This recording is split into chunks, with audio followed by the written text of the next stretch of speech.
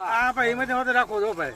હિંમતભાઈ આવી આવો તો તારું નામ આવી જાય. નામ આવી જાય. પ્રકાશભાઈ કંડોલિયા. હવે ગામ છે ખાંભાલીડા, તાલુકો ગોંડલ અને જિલ્લો છે રાજકોટ. હવે ભાઈની વાડીએ પ્રકાશભાઈ બોર જોવા આવ્યા છે અને આ નિશાન આપ્યું છે. 1000 ફૂટનું નિશાન છે. ખીહેર ઉપર દાર થાય, ખીહેર પછી તરત જ થાય, બીજે દિવસે કદાચ ખીહેરને દી થાય. જ્યારે દાર થાય ત્યારે એનો નેક્સ્ટ બીજો વિડીયો આવશે.